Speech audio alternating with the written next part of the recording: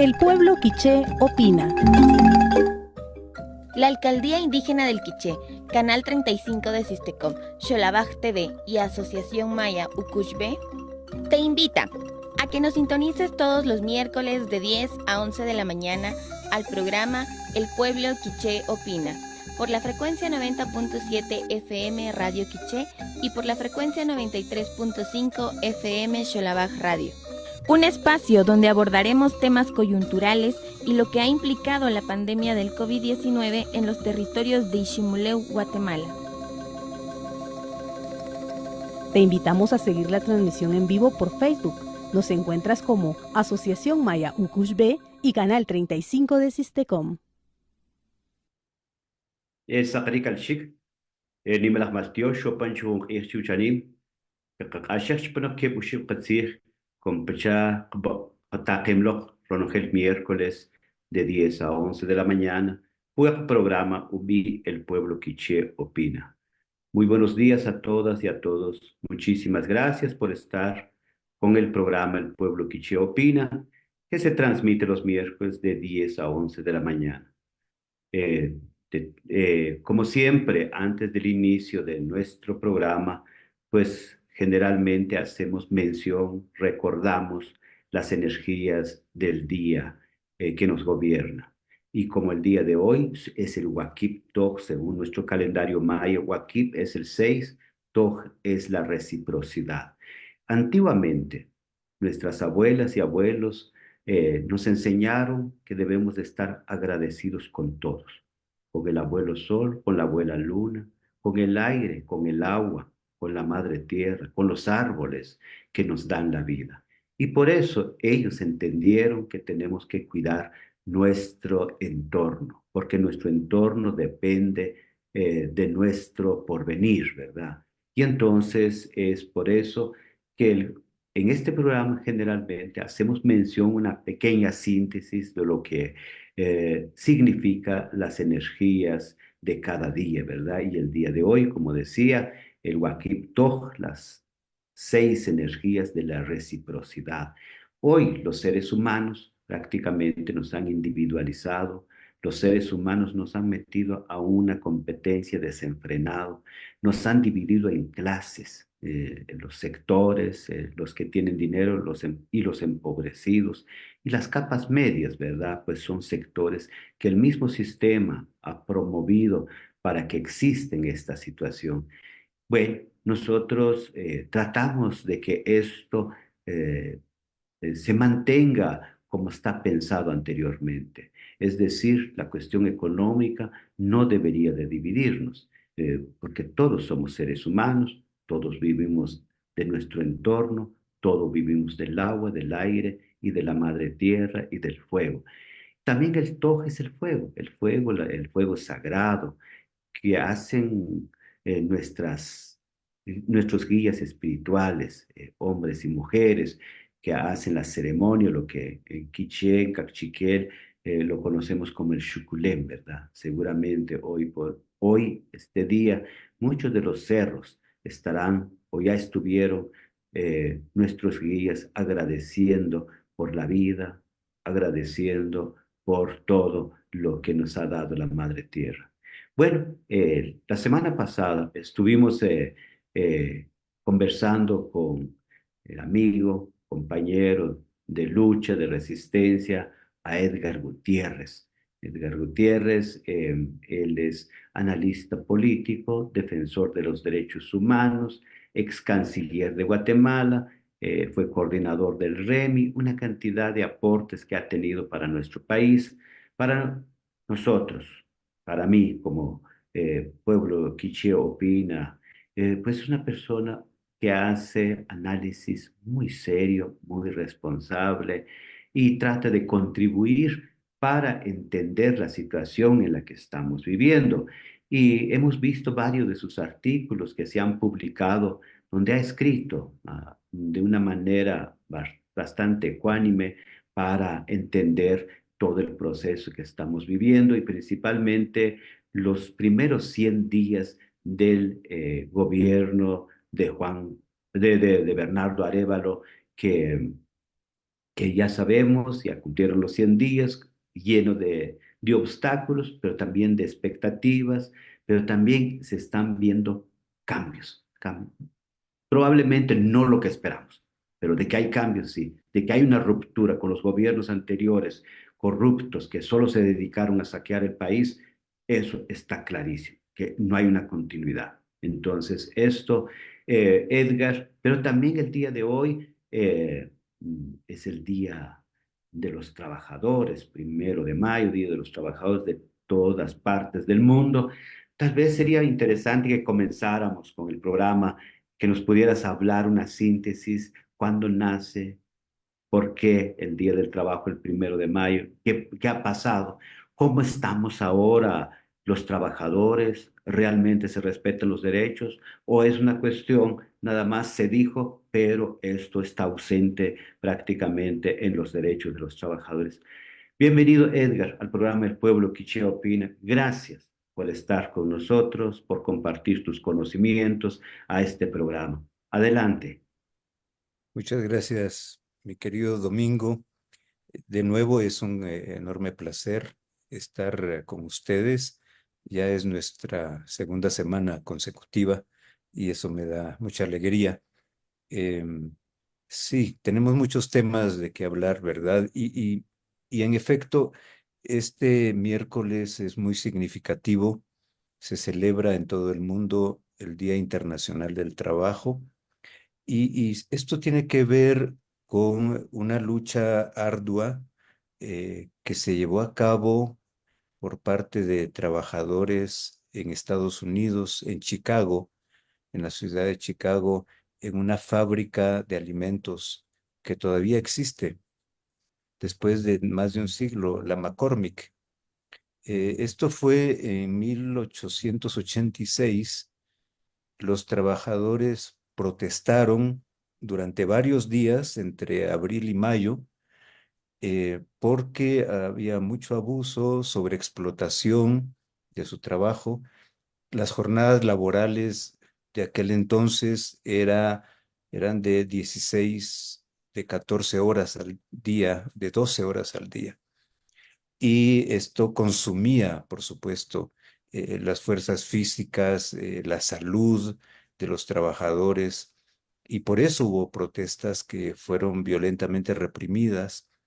Pero al final, a pesar de todo esto que ocurrió, al final se reconoció, y esto fue un gran avance en las relaciones laborales, se reconoció que los trabajadores tenían que trabajar 8 horas al día, la jornada que por lo menos nuestro código laboral aún respeta, ¿verdad? Y que si se trabajaba más de 8 horas al día, entonces se tenía que dar un reconocimiento extra en el salario, ¿verdad? El derecho al descanso también. Y así progresivamente se fueron conquistando otros derechos de los trabajadores durante el siglo XX. En el caso nuestro en Guatemala, entramos ya tarde, entramos ya tarde a esta revolución del trabajo, porque mientras en varios países se comenzó a reconocer el derecho de los trabajadores al salario, a un salario mínimo, a 8 horas de trabajo al día por jornada. Miren ustedes, en Guatemala fue hasta ya entrado el siglo XX, con la Revolución de Octubre de 1944, que en el Código Laboral, el Código de Trabajo de Guatemala de 1945, se reconoce por primera vez el derecho del salario en el campo. Imagínense, no existía el salario en el campo hasta 1945, al menos legalmente establecido. Y de ahí en adelante, entre 45 y yo diría 85, por ahí, hubo importantes movilizaciones de obreros, de trabajadores del campo para aumentar el salario. Es, y tú eres un testigo protagonista de primera fila, Domingo, en 1980. por elevar el salario en las fincas, ¿verdad? Entonces, sí, este siglo XX estuvo muy marcado por las luchas de los trabajadores, su derecho a organizarse en sindicatos y, y desafortunadamente, pues, en los últimos, yo diría, 30 años, ha caído la lucha sindical, eh, se ha despreciado, se desprecia el trabajo, el valor del trabajo. Esto que llamamos hoy día globalización ha venido a triturar los derechos de los trabajadores. Se han impuesto jornadas por rendimiento, por hora, en fin, hay una sobreexplotación en vez de, ah, digamos, avanzar hacia un mayor bienestar de los trabajadores, dado que hay sectores con altísima productividad. Todos los avances científicos, tecnológicos del último siglo, particularmente de los últimos 40, 50 años, tuvieron que haber redundado en un mayor bienestar de los trabajadores, en jornadas todavía más reducidas para dar tiempo a la familia, para dar tiempo a la cultura, para dar tiempo a otros quehaceres, ¿verdad? Porque de eso se trata, de que se alivie el trabajo para que la realización humana sea más plena. Pero no, en efecto, tenemos a nuestros paisanos en Estados Unidos trabajando hoy día sobreexplotados, viviendo sin reconocimiento de sus derechos laborales, del seguro social, del derecho a la vivienda. Ellos viven hacinados. Y bueno, aún así, ellos son los que explican el mantenimiento de la estabilidad económica sin los casi 20.000 millones de dólares. Es una cifra difícil de imaginar, pero gotita a gotita es lo que ellos envían a través de las remesas familiares y que es lo que permite que por lo menos 5 millones, casi 6 millones de guatemaltecos puedan sobrevivir, tener una renta básica mensual segura para poder salir adelante. Bueno, eso sería mi comentario, Domingo. Creo que sí es una fecha significativa. Hay que reivindicar el derecho del trabajo, el valor del trabajo, aún en estas circunstancias en las que varios sindicatos se han desdibujado, han perdido su misión, han perdido su visión y es importante pues debatir sobre esto y rescatar lo valioso que ha tenido todo esto para el bienestar de los trabajadores en todo el mundo. Gracias, Edgar. Un reconocimiento a los trabajadores, sindicatos, campesinos, indígenas que han sido asesinados en este país. En el conflicto armado, el secuestro de toda la dirigencia de la Central Nacional de Trabajadores, hoy desaparecido, tanto en la capital como en la finca de Emaús. Los compañeros que estuvieron al frente del levantamiento en la costa sur, los dirigentes Fidel Asencia, Benigno Colorado, indígena Maya Cachiquel, que también fueron asesinados. Eh, eh, ¿Cómo se llama? Fidel desaparecido ah, y Benigno asesinado en su casa. Entonces, esto ha sido un costo muy, muy, muy grande para la población, para los pueblos, para la dirigencia, y yo creo que los ricos, los grandes ricos generalmente, como no tienen la capacidad, ni quieren responder las demandas de los pueblos, ni quieren reconocer sus derechos, más que entrar a una cuestión de discusión, de buscar mejoramiento en el trabajo, se han dedicado a reprimir, encarcelar y llegando al asesinato, ¿verdad? Gracias, Edgar, por contextualizarnos este día tan importante para todos los trabajadores, hombres y mujeres de todas partes del mundo, ¿verdad? Y tengo entendido, no sé si es así, que en los Estados Unidos este día no se celebra. ¿Cierto? Es el único país que cambia su fecha de celebración. Claro, Sí, sí, exacto.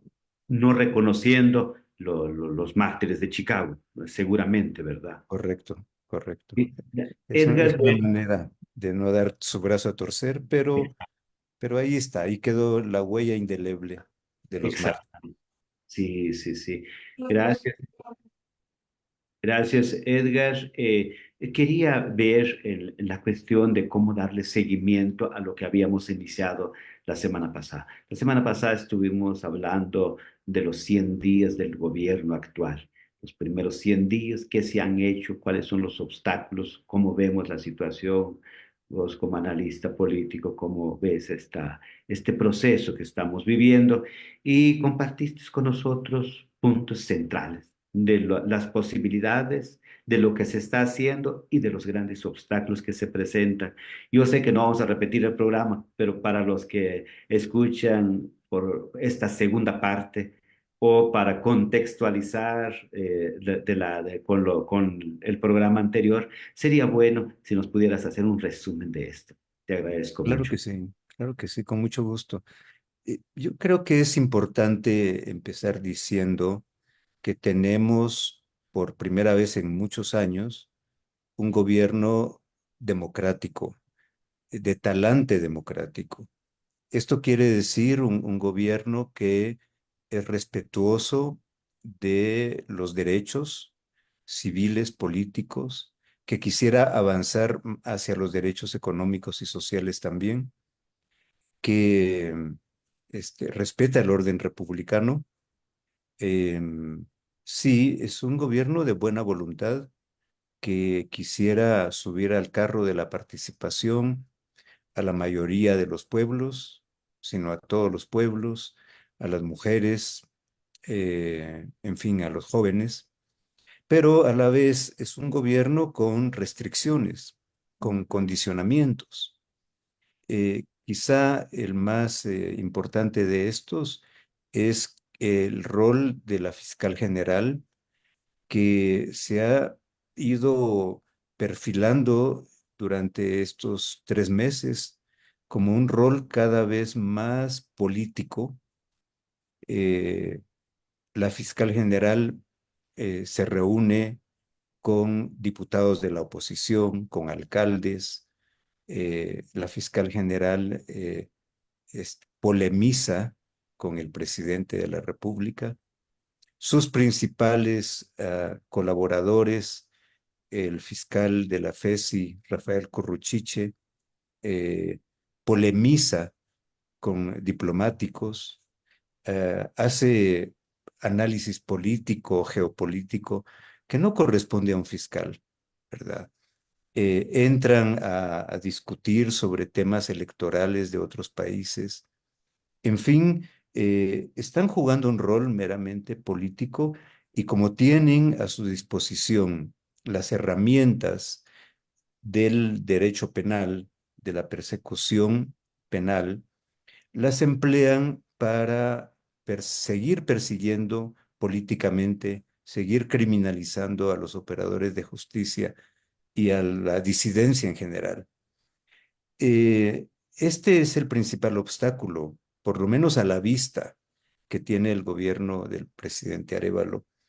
Tiene ante sí a un poder del Estado secuestrado que está incumpliendo sus deberes de perseguir el crimen, de acusar a los responsables de la gran corrupción. Está incumpliendo porque además ha abierto las puertas de las cárceles a los grandes responsables del latrocinio.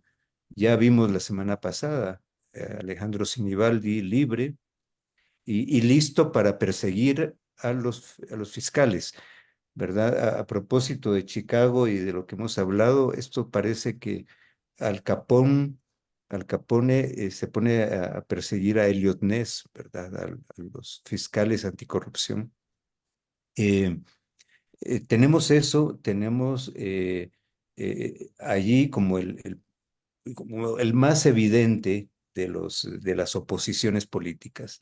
Consuelo Porras es la vocera de la oposición política. Pero no es la única oposición. En las sombras, sin dar la cara, se mueven empresarios ultraconservadores que tienen claramente la voluntad de desestabilizar el gobierno, que están pagando cantidades millonarias a personas en Estados Unidos para desprestigiar al gobierno y para generar una narrativa que, por muy absurda que parezca, cuando la gente no tiene información real, la puede creer. Y la narrativa que están vendiendo en Estados Unidos, en Washington, es que el gobierno de Bernardo Arévalo es producto de un fraude electoral. Eso a todos los que sabemos lo que pasó en las elecciones del año pasado despertaría risa, pero no. Allá hay algunas gentes que llegan a creerlo. Y sobre esa base, acá, teniendo siempre como punta de lanza a la fiscal general, están preparando un alegato para anular las elecciones del 26 de junio del año pasado y para convocar a nuevas elecciones este año. Y para esto no es casual que hayan perseguido a 4 de los 5 magistrados del Tribunal Supremo Electoral y que vayan reconfigurando la conformación de este tribunal para tener un tribunal ad hoc a sus intereses, ¿verdad? Bueno, hablamos de eso un poco, hablamos también de las dificultades para abrir la participación de los pueblos indígenas en la gobernanza de los territorios a través de las gobernaciones departamentales. Desde la semana pasada que hablamos a la fecha, algo se ha avanzado, ¿verdad? Ya solo quedan pendientes 2 gobernadores. Arduamente se ha ido caminando. Yo creo que este camino va a quedar un poquito más despejado a partir de octubre de este año, cuando se tienen que renovar las representaciones de la sociedad civil en los consejos departamentales de desarrollo y en los consejos municipales. ¿Por qué es importante esto? Porque allí la sociedad civil sana, de buena voluntad, democrática, va a poder exigir a quienes han usurpado estos cargos, estas representaciones por 15, 18 años, que se supone que son cargos que se desempeñan de manera ad honorem, voluntaria, o sea, sin recibir un salario.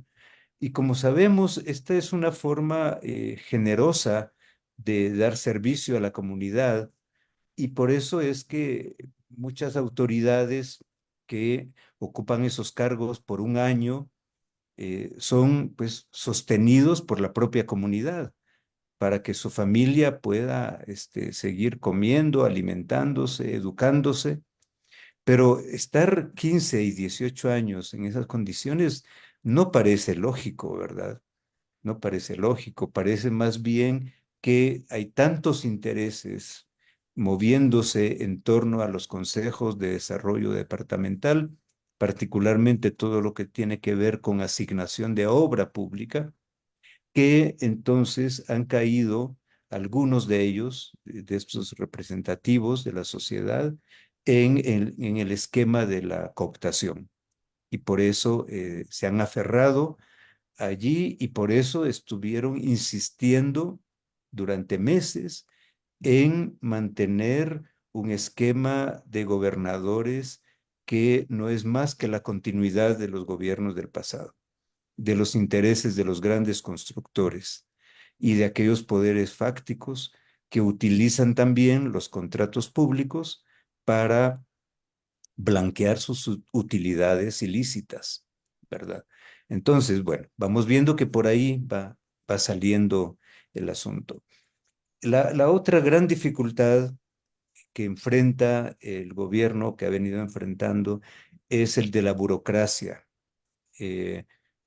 Bueno, hablábamos hace 8 días que mínimo, el gobierno de Bernardo Arévalo necesitaba 600 cuadros con buen nivel político, con alto nivel tecnocrático, para abreviar la curva de aprendizaje y sobre todo convencidos de que hay que empujar una agenda anticorrupción.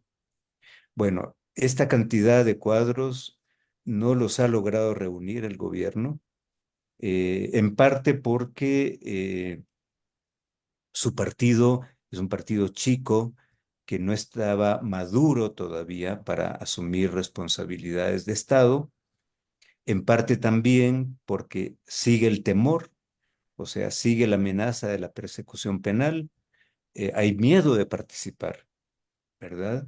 Y en parte porque en gran medida el servicio público ha quedado diezmado, ha quedado desmoralizado, porque todo mundo sabe, ¿verdad? Son premiados aquellos que abusan del poder, que no sirven a la población, sino que se sirven a sí mismos, y los que hacen bien su trabajo son perseguidos, son despedidos, no son premiados. Entonces, en este país patas arriba nuestro, en este estado que no sirve a la población, pues tenemos todos estos problemas. No tenemos un servicio de carrera que se respete, ¿verdad? No tenemos un servicio civil pertinente a los pueblos, que los trabajadores de salud, de educación, hablen los idiomas de la gente, que los trabajadores de agricultura, del MIDES, de Desarrollo Social, tengan una comunicación directa con la gente. Entonces, hay allí toda una reforma institucional del servicio civil que, que, que desarrollar, ¿verdad? Y eso lleva tiempo. Esa lleva tiempo porque también tiempo ha llevado desmochar todo el servicio público y desmoralizarlo de esta manera. Incluso secuestrando parte del salario. Yo no sé si lo platicamos, pero es un hecho y hay demasiados testimonios que en el pasado había lo que se llama plazas fantasma, ¿verdad? O sea, plazas con nombre y apellido de trabajadores que nunca llegaron, que solo pasaban a cobrar su cheque al final del mes, pero que en realidad estaban en su casa sin trabajar, agarraban parte de ese cheque para ellos y parte del cheque para los jefes.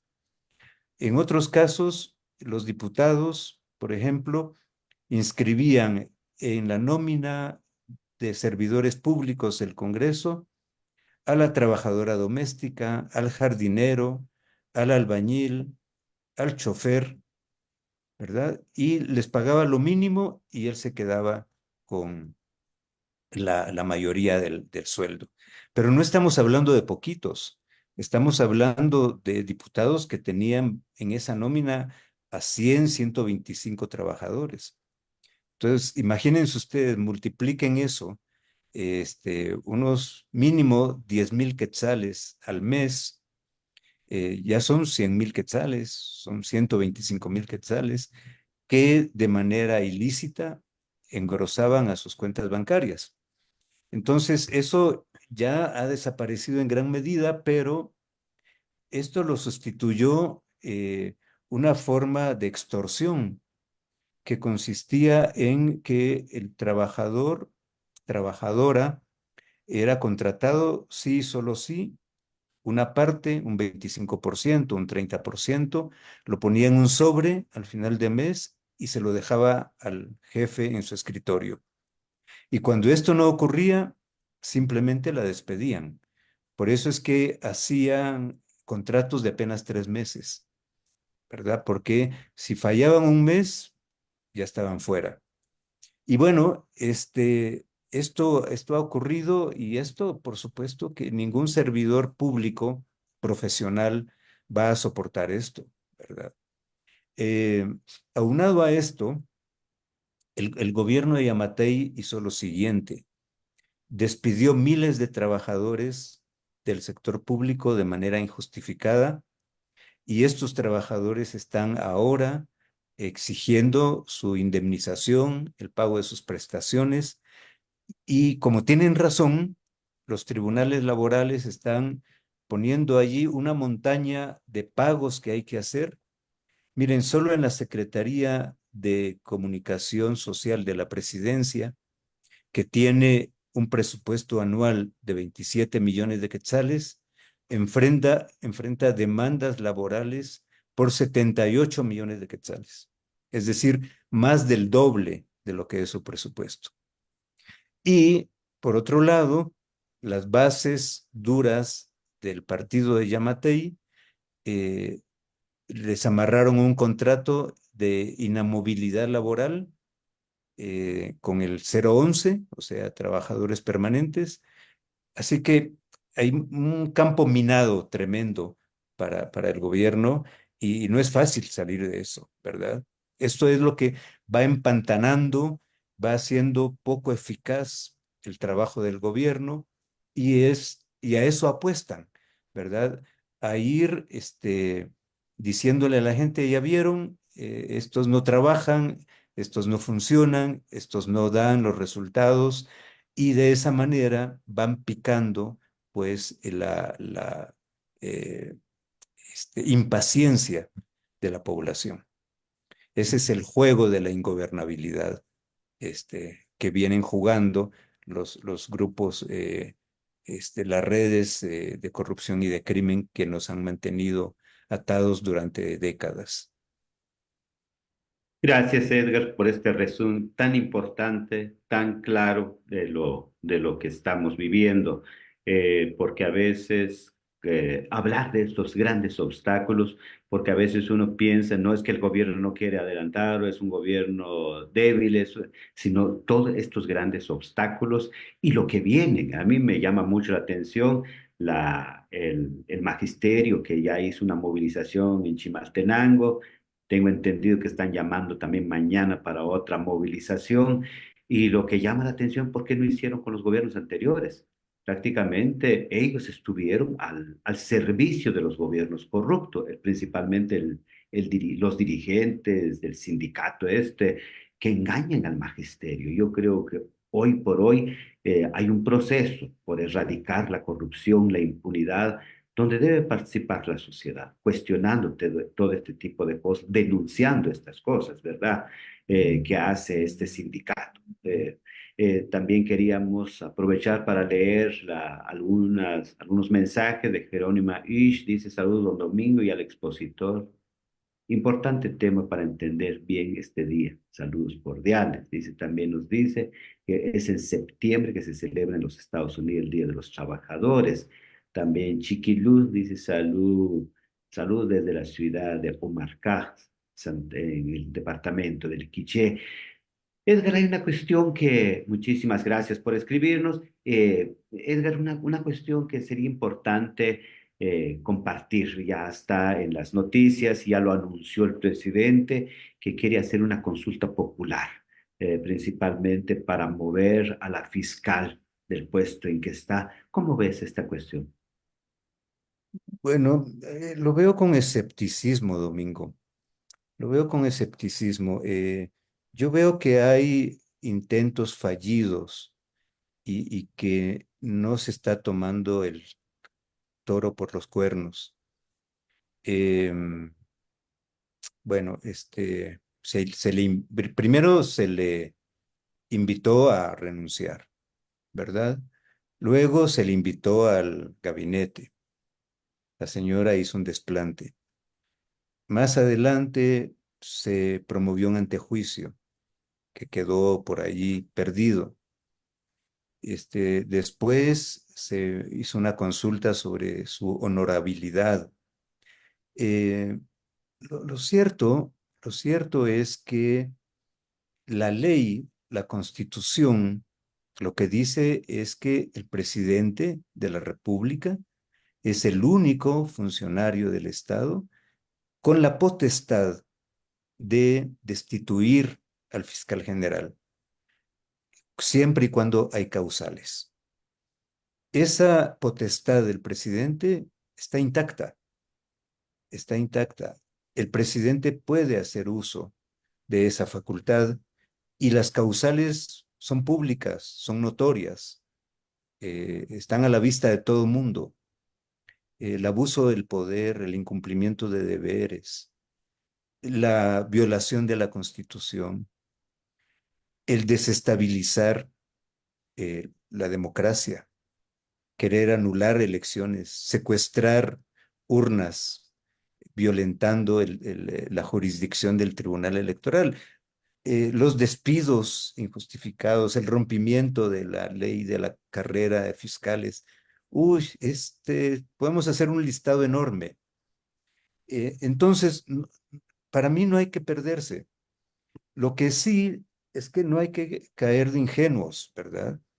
En el momento en que el presidente decida destituirla, ella va a acudir a la protección de, de los magistrados de la Corte de Constitucionalidad.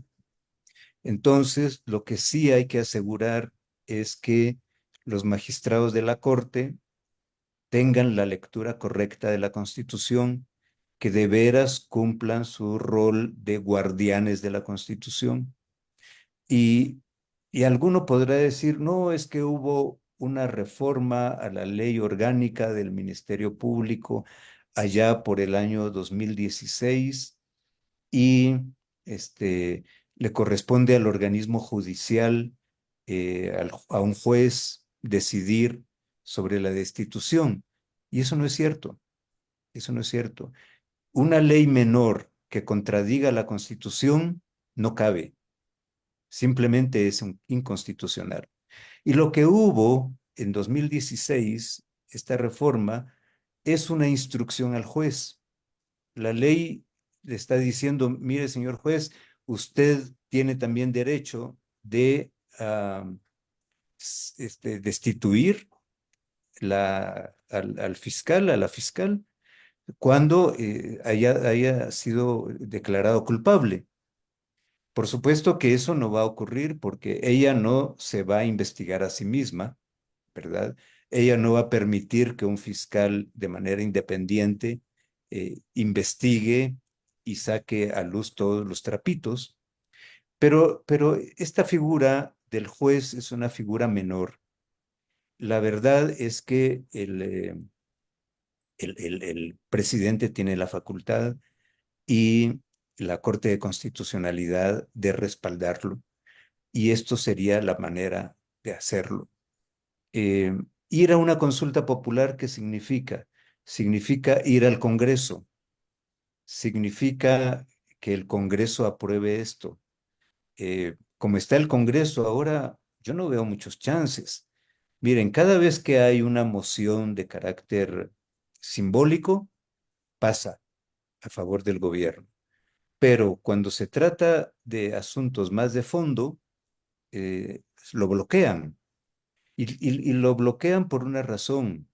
El presidente Arévalo ha detenido ese engranaje de la corrupción en el Congreso. Y por eso hay malestar entre muchos diputados acostumbrados a recibir sus plazas, sus proyectos, su dinero para sus ONG, su sobre con dinero en efectivo. Entonces no están contentos por eso. Así que para mí la ruta de la consulta popular, con todo y la buena fe que tiene, digo buena fe pues, para liberar al Ministerio Público, es un camino largo, complicado, tortuoso. Para mí el camino está dado en la Constitución y simplemente hay que asegurar que la Corte de Constitucionalidad de veras cumpla su deber de proteger la Constitución y hacer que ésta se cumpla. Y ahí se termina. Claro, está claro. La Constitución es la Carta Magna, es la que pues es que ordena al país, pues en otras palabras, ¿verdad? Pues interesante. Eh, También la consulta lleva su tiempo, ¿verdad? No es nada más, hagámoslo aquí, entre 8 días ya tenemos la consulta, lo que implica económicamente, lo que implica en organización, lo que implica en todo, ¿verdad? Y con todo el dinero que tiene el crimen organizado en este país, el narcotráfico y todo eso, y los mismos, la estructura de corruptos que hay en Guatemala, que lo que decíamos la semana pasada, que la corrupción está extendido, incluso hasta en los rincones más alejados del país, aunque sea por unos cuantos quetzales, la gente se deja vender principalmente, no todos los cocodos, eso es importante decir, hay cocodes que se han mantenido, hay cocodes, hay poderes que se han mantenido firmes, en no mancharse con la corrupción es de saludarlos, pero también hay un porcentaje muy grande que juegan ya prácticamente como una base social para la corrupción, ¿verdad? Y que les interesaría que una ley de esto, que una consulta de esto no prospere, incluso que llegara al fracaso, que sería terrible para una cuestión en Guatemala, ¿verdad? Ya nos ha pasado la consulta sobre el cambio en el artículo, de algunos artículos de la Constitución en el 1999, me acuerdo, lo que se refiere a pueblos indígenas, que se perdió la consulta, pues prácticamente ahí se invirtió dinero y todo, y los pueblos no estaban en condición de entrarle a esa correlación de fuerzas, ¿verdad? Y cambiar esa correlación de fuerzas. Bueno, pero lo que sí tal vez es importante hacer el llamado. Hay una posibilidad que hay un gobierno que está en contra de la impunidad y la corrupción, la gran necesidad de que las comunidades, las aldeas, los municipios, las colonias en las diferentes ciudades se organicen para cambiar esto. Esto no cambia si no hay un respaldo social fuerte al gobierno actual. Si tiene la intención, pues hay que darle ese respaldo. Así como fueron el levantamiento de los 106 días que lograron frenar el intento de golpe de Estado.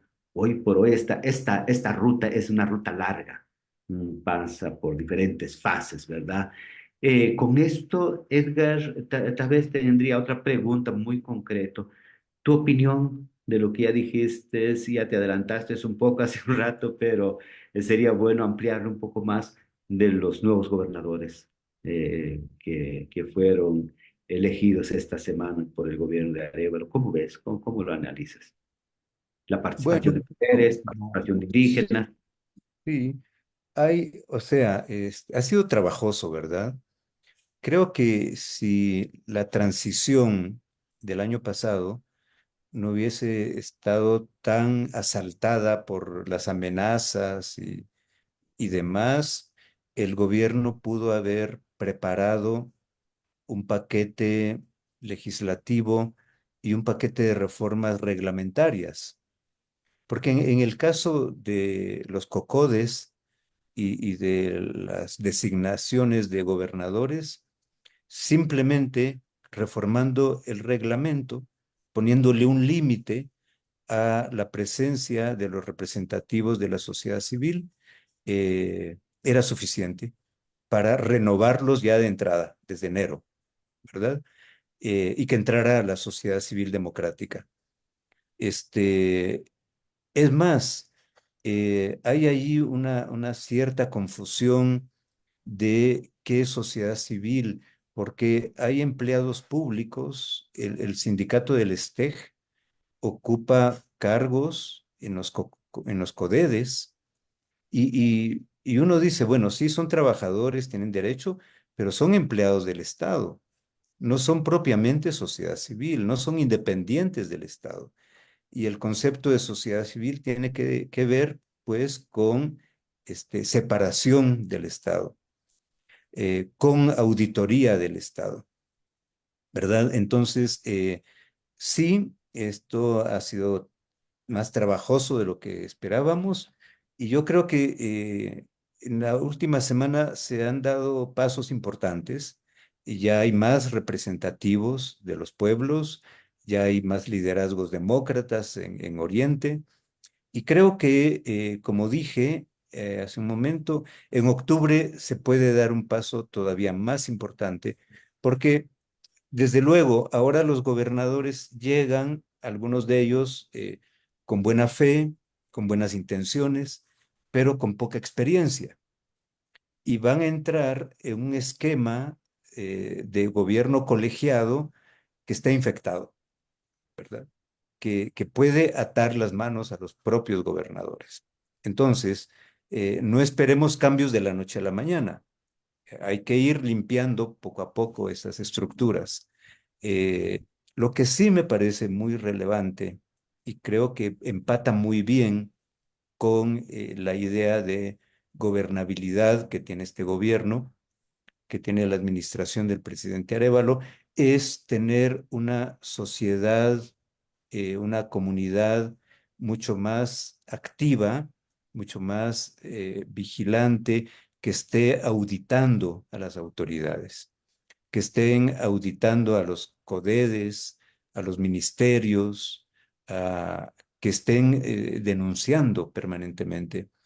Porque vean, si algo hemos aprendido en estas semanas, es que el presidente Arévalo puede ser muy tolerante a muchas cosas, pero tiene la mecha corta con la corrupción, sobre todo cuando colaboradores de él, en quien él ha confiado la administración, compartir la administración del gobierno, abusan de los recursos.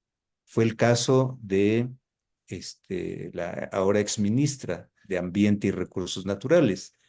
Y es el caso en estos días, esta misma semana, de viceministros en el Ministerio de Energía y Minas, que también se coludieron para hacer nombramientos indebidos, ¿verdad? Entonces, este tipo de cosas, sí, el presidente está muy atento, ¿verdad? Él no va a tolerar actos de corrupción y eso me parece una buena señal que debe ser respaldada y que tiene que ser acompañada por la población, por los pueblos, ¿verdad? Y eso sería mi comentario, Domingo, para este punto. Y gracias, Edgar. Y es nuevamente el llamado, ¿verdad?, a la población. Es su participación, la denuncia, estos retos que hay para los nuevos gobernadores que están tomando ya posición y que seguramente van a haber amenazas, van a haber chantajes. Yo creo que ellos, muchos de ellos, gozan de un respaldo comunitario bastante, bastante fuerte. Yo creo que es aquí donde se libra la correlación de fuerzas, ¿verdad? Si hay una participación social, comunitaria, seguramente la fuerza es bastante. Cuando están abandonados, prácticamente, eh, pues muchos se dejan, otros los debilitan, y yo creo que en Guatemala estamos presenciando una situación bastante, bastante interesante en la historia de nuestro país, una lucha, una fuerza de que, cuál es el camino que viene, ¿verdad? ¿Cómo se va a seguir? Toda esta cuestión de intentar de debilitar al gobierno, aquí se viene denunciando, hablando de que los, los, los incendios en el país han sido provocados prácticamente para que el gobierno no priorice otras cosas, ¿verdad? Menos el combate a la corrupción, a la impunidad y a la gobernabilidad. Y seguramente la violencia no ha parado. Entonces, yo creo que hay un mensaje por parte de los corruptos y el crimen organizado, hacer de Arévalo el peor gobierno, hacer de Arévalo como el gobierno donde hay más violencia. Me llamó mucho la atención de lo que pasó en San Andrés Itzapa, aquí muy cerca de Chimaltenango, de los policías que mataron a un canadiense y a un joven de ahí de Itzapa. Esto, Edgar, es una cuestión aparte, es una casualidad, o consideras que forma parte de de intentar de debilitar a lo que está construyendo Arévalo? Uno. Lo otro, esto se nos lleva a la necesidad de una depuración en la policía. ¿Cómo lo ves? Sí, yo creo que ambos asuntos, Domingo. O sea, yo el caso en sí mismo no lo he estudiado, he apenas leído las noticias, pero si uno pone en contexto estos hechos lamentables de las aparentes ejecuciones extrajudiciales de dos ciudadanos, uno guatemalteco y otro canadiense.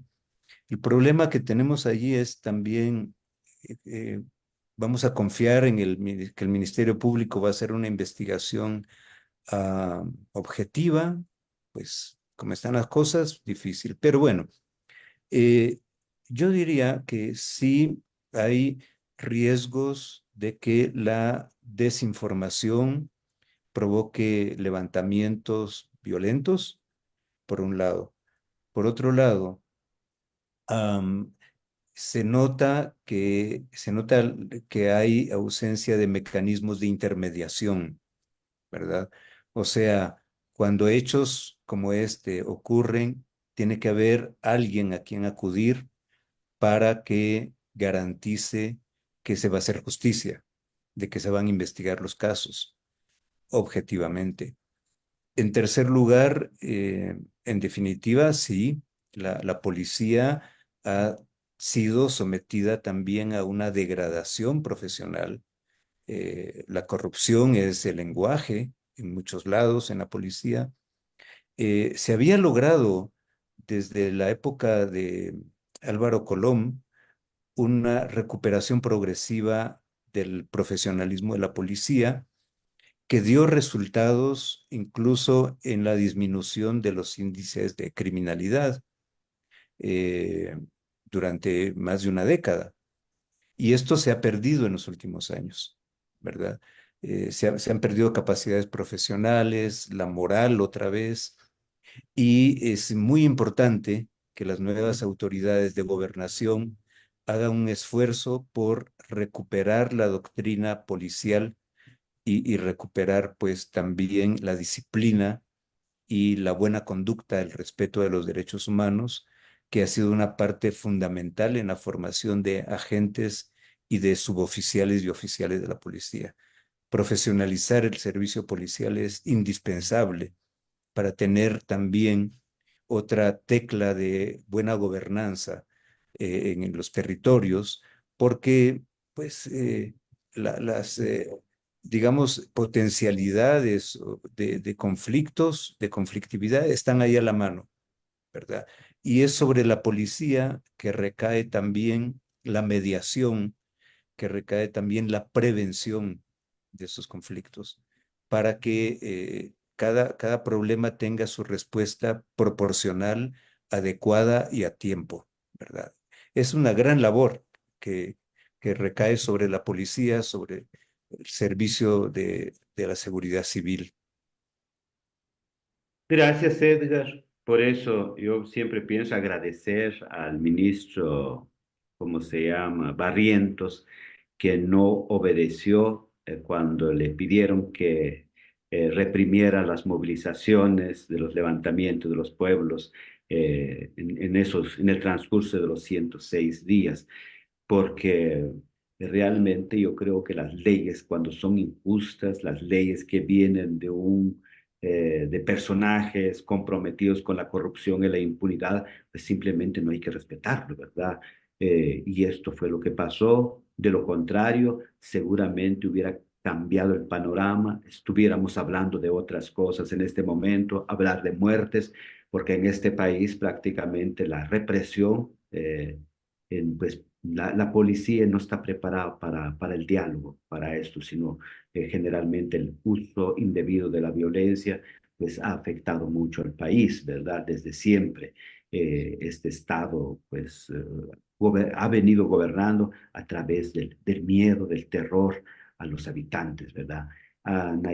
También queremos leer un mensaje de Anaite Galeotti, dice excelente programa, muy esclarecedor para todos los pueblos. Felicitaciones, dice Anaité. Muchísimas gracias, Anaité. También agradecemos a los que hacen posible este programa, al canal 35 de Sistecom, a Radio Jornalero, a Sunuya, a Xolabaj Radio y a Xolabaj TV, al colectivo de jóvenes indígenas y campesinos, al Comité de Unidad Campesina Quiché, a Radio Época, a Castajibal Sevilla, Alcaldía Indígena de Santa Cruz del Quiché, Radio Alforja Jornalera, Radio Quiché en Santa Cruz del Quiché, que hacen posible estos programas que tratamos de llevar para que las comunidades, las organizaciones, las familias puedan pues reflexionar sobre la situación.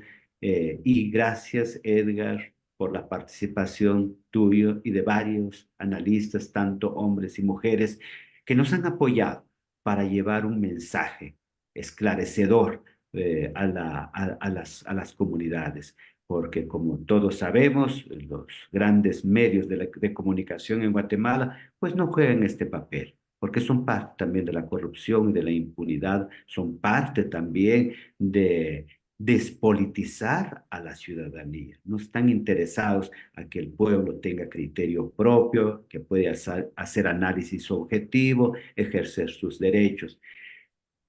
Edgar, dos cosas, nos quedan prácticamente 3 minutos, por decir 3, 4 minutos.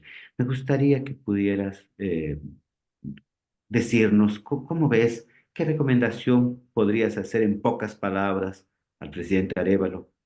Porque sabemos que también hay gente cercana a Arévalo que sigue nuestro programa, y qué recomendaciones a la sociedad guatemalteca, a los pueblos indígenas, a las organizaciones sociales frente a esta coyuntura que estamos viviendo, con avances, pequeños retrocesos y con todas las contradicciones que hay. Adelante, Edgar. Sí, bueno, yo volvería, Domingo, donde empecé. Me parece que para la salud de la democracia, para la estabilidad del gobierno, para el buen funcionamiento del sistema de justicia, es condición que la señora fiscal esté fuera. Y ya hemos hablado de las rutas. Luego, me parece que hay que cuidar los niveles de ejecución del gasto público, particularmente inversión. Estos 3 meses ha habido una baja de la inversión, es lógico, porque es un gobierno que se está estrenando, que no tenía la información. Se habló mucho de cajas, de papeles, y la verdad era basura, ¿verdad? Eh, yo diría también que debe haber una exigencia a la Contraloría General de Cuentas para que este mes de mayo, que tiene que presentar su informe al Congreso, de veras presente informe sustantivo, que de veras muestre los hallazgos, dónde están los problemas, dónde están los grandes agujeros negros que dejó el gobierno de Yamatei. A las organizaciones, pienso que hay que cuidar este momento, hay que cuidar la conquista del año pasado, la conquista democrática en las urnas y la defensa pacífica de la integridad del voto, que fue ejemplar. Esto no pasó desapercibido para el mundo, y los pueblos indígenas entraron por la puerta grande como sujeto político. Y pienso que eso hay que cuidarlo. El tema de mantener el diálogo, la comunicación. Yo recomendaría, si me permiten, que el diálogo del gobierno fuera con todos los sectores, que también se incluya a organizaciones tradicionales indígenas, de mujeres. Cada quien tiene su aporte que dar, y me parece que hay que abrir un poco el abanico. Los gobernantes tienen que hablar, hablar y hablar, y eso no es pérdida de tiempo, es parte del ejercicio de la buena gobernanza. Y pues ahí me quedaría para respetar nuestros tiempos, Domingo, y agradecerte nuevamente la gentileza de haberme permitido compartir algunos puntos de vista con esta vasta audiencia que tienes en tus canales. Muchísimas gracias, Edgar. Seguramente pronto te estaremos molestando, invitando para seguir con esto. Yo creo que nos tenemos que irnos acostumbrando. que la construcción del país, la construcción de una Guatemala diferente, va a ser la obra de la participación de todos, tanto del campo como de la ciudad, para ir borrando toda la cuestión del racismo, para ir borrando toda la cuestión clasista que nos han inculcado, la cuestión clasista que ya se está dando en diferentes sectores. Yo creo que la Guatemala que merecemos necesitamos la participación de todos y de ustedes que pues hacen todo lo posible de analizar la situación, de compartir con la sociedad las investigaciones. Esto nos ayuda mucho para fortalecer nuestra capacidad, para ejercer nuestra ciudadanía, para ejercer nuestros derechos de todos los sectores y la particularidad de los derechos de los pueblos indígenas, de dar a conocer su historia milenaria, que es la base de esta sociedad, la sociedad guatemalteca. Afortunadamente, ahí están las reservas estratégicas de la visión, la práctica de los pueblos originarios, su relación con la madre tierra. Hoy por hoy lo necesitamos ante el peligro que ha provocado todo el sistema, toda la civilización occidental, que realmente consideramos tiene aportes, pero tiene grandes debilidades, grandes retos para pensar en una vida digna para todos los seres humanos y todos los elementos vivos de la madre naturaleza. Muchísimas gracias, Edwin. A ti, Domingo. Un saludo a toda la audiencia. Hasta pronto. Gracias. Hasta pronto.